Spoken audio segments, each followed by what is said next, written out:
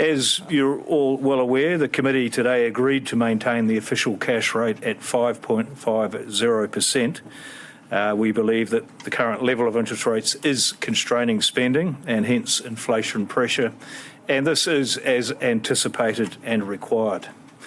We also agree that the OCR needs to stay at a restrictive level for the foreseeable future, and this is to ensure that annual consumer price inflation returns to the 1 to 3% target range while supporting maximum sustainable employment. The economy as a whole in New Zealand is evolving broadly as anticipated. With this, activity continues to slow, in particular in those parts of the economy most sensitive to interest rates. Labour shortages are also easing, related in part to slowing overall demand, but also higher net immigration adding to the labour resources in the economy. Meanwhile, it's pleasing that headline inflation and inflation expectations have declined, but similar to the global story, core inflation remains too high.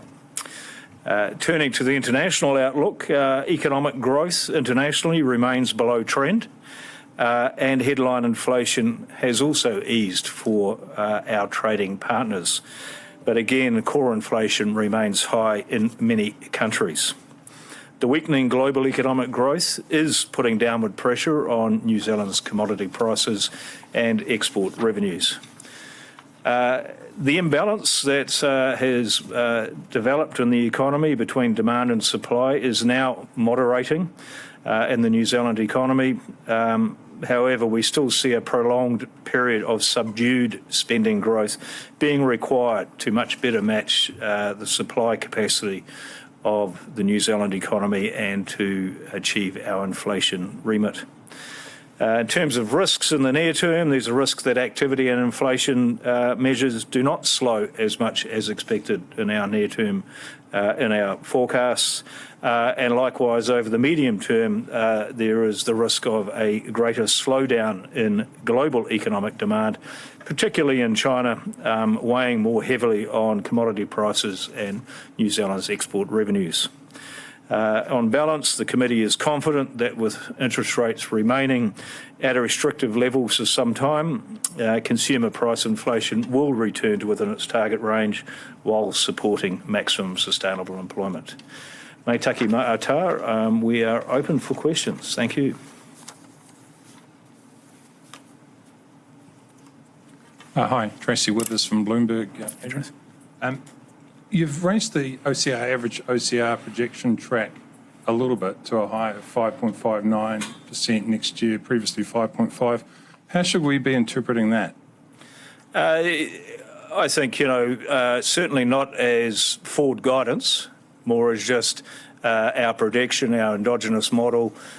We let it work, we let it tell its story, and most of the shift in the OCR track between the May monetary policy statement and this August one has been largely related to things we've already seen, slightly earlier than anticipated, stabilising in house prices, slightly higher CPI, so just on balance, lots of little things. So it's more of a starting point issue than any strong signal about our likely next move.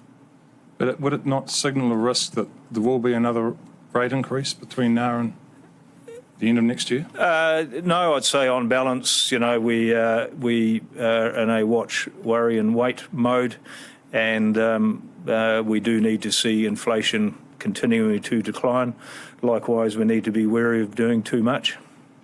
Just finally on that, now the track also doesn't see a significant decline until maybe early 2025 on sort of my look at it. I mean, markets are expecting a rate cut in the second half of next year. Are the markets getting it wrong?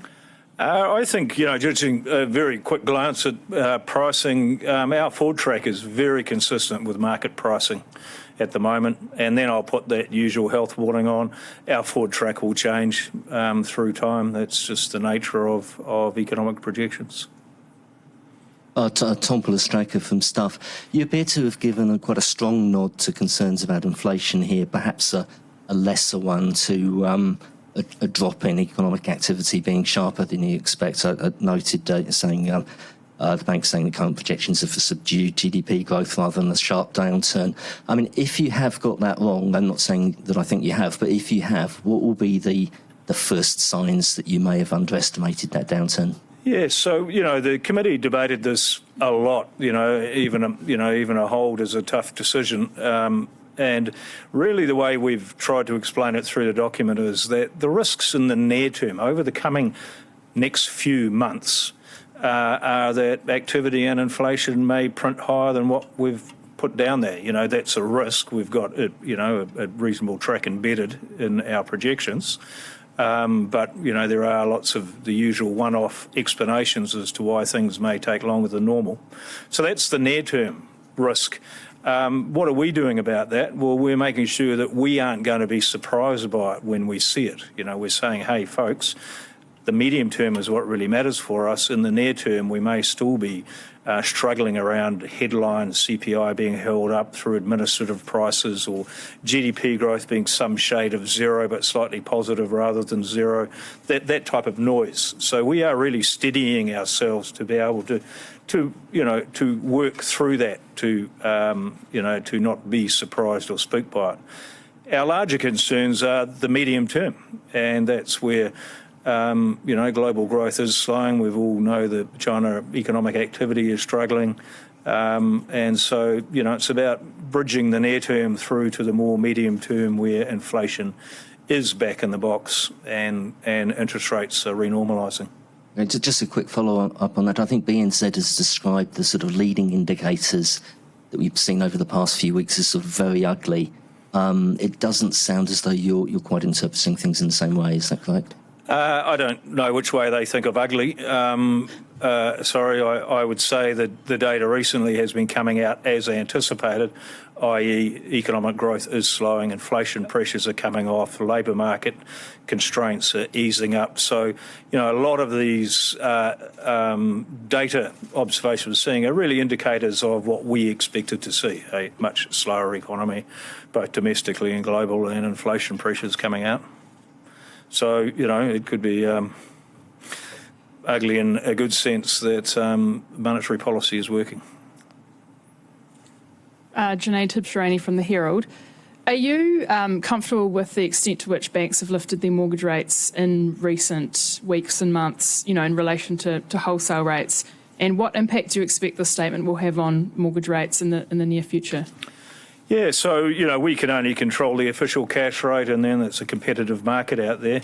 Banks have been responding to really the cost of funding, which is, longer-term wholesale interest rates, and also attracting deposits. So their cost of funding has been rising, and they are busy passing that on to those who are borrowing. I will note that those aren't many. Credit growth has been very slow, again, consistent with tight conditions.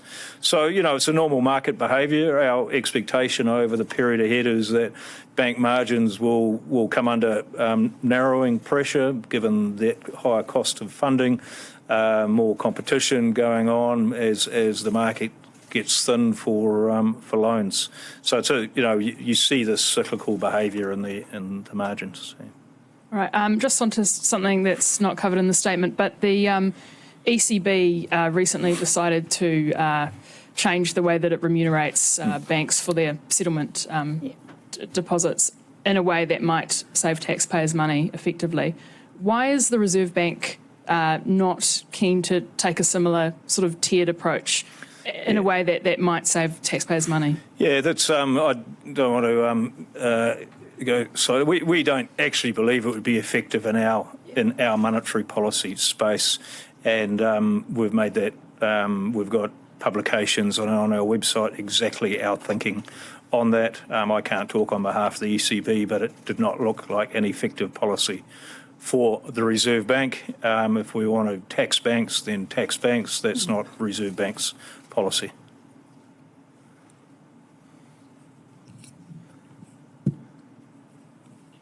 Lucy from Reuters. Overnight we saw dairy prices fall. They're now at the lowest level in 5 years. How much of a concern is falling commodity prices for your outlook for the economy? Yes, we have a pretty subdued path for international commodity prices in our projections ahead for exactly the reasons that we're seeing slower overall demand internationally, leading to weaker prices. And so that's playing out. So again, in a sense, it's not a surprise. It's more just an outcome that we would anticipate to see that happen. But we do spend quite a bit of time acknowledging that, the impact of a global slowdown and rising interest rates will not be even across all sectors of the economy. Some sectors are going to be doing it harder than others. The agricultural commodity sector will be one. Commercial property activity, another sector doing it tough. Construction, coming to an end of a record building boom. So it's never going to be even. Hi, Governor. Afternoon. Dan Brunsker from Interest. Last time around, there was some disagreement among the Monetary Policy Committee about whether to stay at 0.25 or go to 0.5. This time there was a consensus to hold. Was there any consideration of a cut, or have those members who previously thought rates needed to be lower, have they been convinced that actually the bias is higher now? We talk all of the time around all options, so a cut, a hold, or a rise. A hold was without doubt the consensus of where we were. No, there wasn't much discussion about whether we needed to go back to 5.25. It's done, it's happening, and so it was an easily formed consensus. And if you'll forgive me for asking a slightly sensitive question, do you intend to serve out the remainder of your term if the government changes? And if a new government asks for your resignation, would you offer it? No, I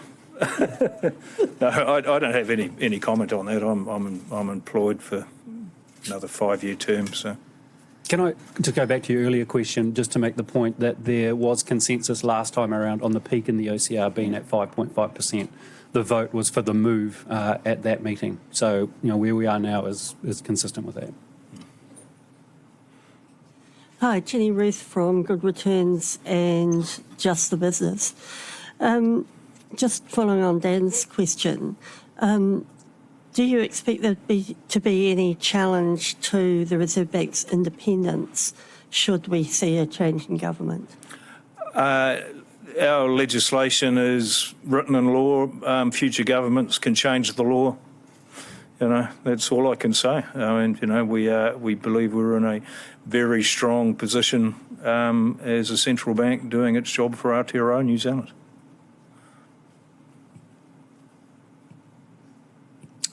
Janae Tibshirani from the Herald again. We're in pre-election sort of campaign mode, and most parties are campaigning on some form of tax cuts or tax relief. How concerning is that or not for you? Yeah,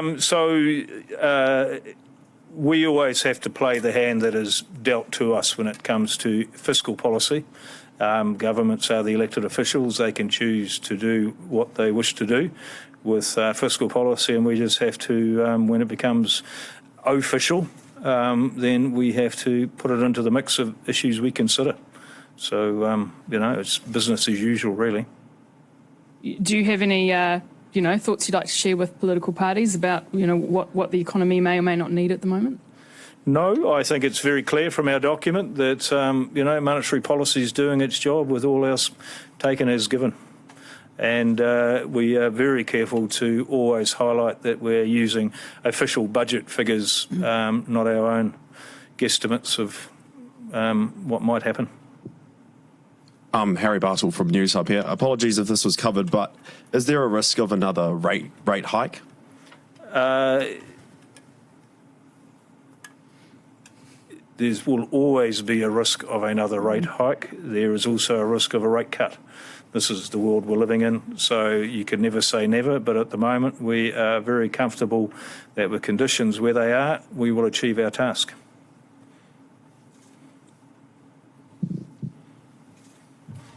Not giving you guys much fun, am I? Yeah. Next one's coming to Karen, all right? Ornaments. Yeah. I have another question. You publish, forgive me if I get the name wrong, but a sectoral factors model of core inflation. I don't really know what goes into it, but it has not moved very much. Yeah. Does that concern you that it's sort of stuck? It's been stuck there for... It sounds like a Paul Conway question. Yeah, let me have a go. Like we use a range of indicators to measure what we call core inflation, so the sort of persistent bit in inflation. That's one of them. There is quite a divergence across those models in terms of where core inflation's at, but most of them, in general, are saying that it's obviously far higher than we would like. Some of them are showing positive signs of turning down. We don't, put a huge weight on any one in particular. We more sort of take the suite of measures as giving us a sort of distribution of what's likely to happen to core inflation. I'm sure if you want some technical details on what's in that model exactly, you could find something on our website or talk to Rebecca in the front row there.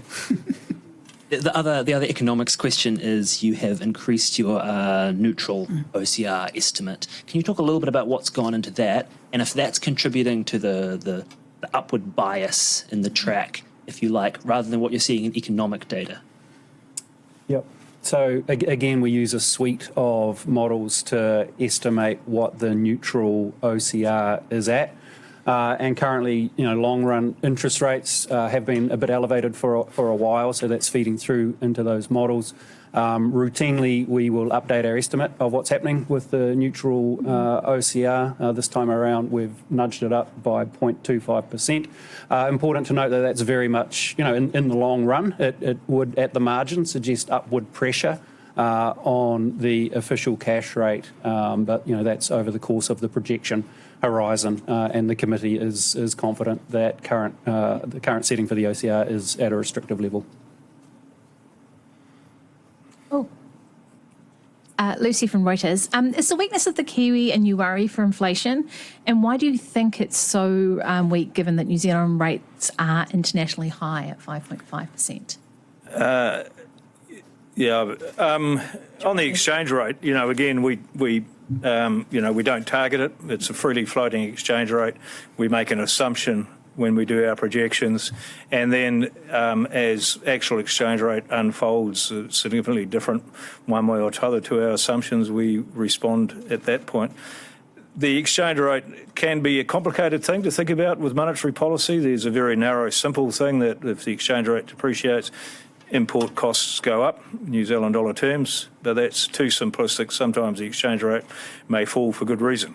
And without having that type of inflation pressure. So, hence what I'm saying is we just have to sit and look at the whole context every time with our projections rather than, keying off any one foreign exchange rate level.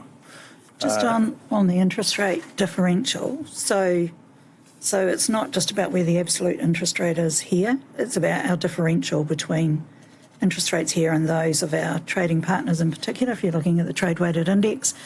And what we've seen is that differential narrow because we've been holding interest rates and our trading partners have been largely increasing interest rates. And secondly, the RBNZ website went down at 2:00 today. Is there anything nefarious about the fact that it went down? So the good news is we got all the information out we needed simultaneous to the markets. So I'm pleased with that. I'm less pleased with the fact that you're right, it was slow in loading the document. And so our folk are looking at it at the moment, but no, nothing I can't. What was the word you used? Nefarious. Nefarious. That's a very good word. So nothing nefarious to the best of my knowledge. Any final questions?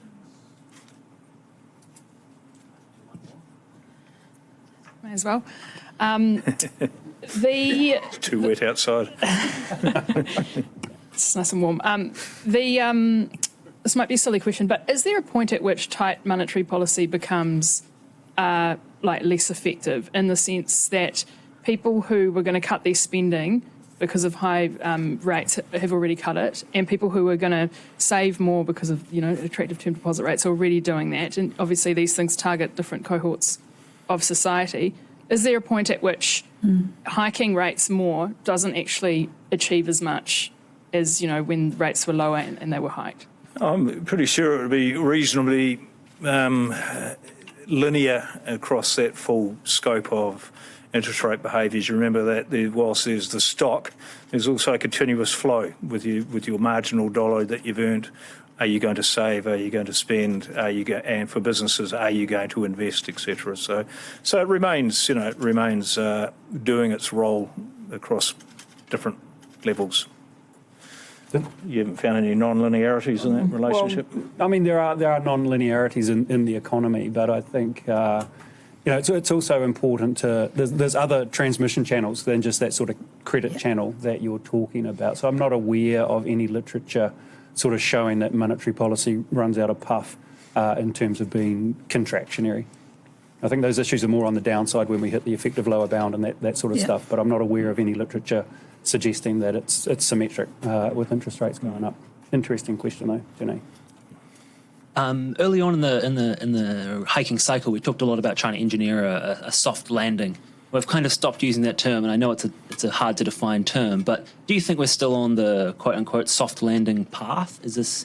Yes, we do. If we can have basically a stable level of economic output, employment remaining at these very, very high levels, and disinflation happening, that is a soft landing. So our projections are for something which is effectively flat growth for the period ahead, and then renormalising. So that's a soft landing with inflation coming down. Then on a slightly more personal level, do you all feel less stressed looking at the numbers now? Are you feeling better? Does it look good? There is a degree of confidence around the committee, which is why we are able to pause and observe and look at the data, and why we can talk so openly about some of our expectations over the next few months, so that what is or isn't a surprise to us as we keep going. I'll just make a comment there. There's a lot of discussion today around 5.5 versus 5.6, etc. 10 basis points is absolutely lost in the wash of the uncertainties you deal with these monetary policy projections. If we put a straight line, we'd be accused of providing direct forward guidance. If we have a squiggly line, that's letting the models work. It's a squiggly line, So we are where we are, and we'll be watching the information as outlined. And we're in a good position to go left or right, depending on which way we need to do it as the data unfolds. Cool. All right. Well, thank you, everyone. Thank you very much for being here. Stay safe and reasonably warm outside. All the very best.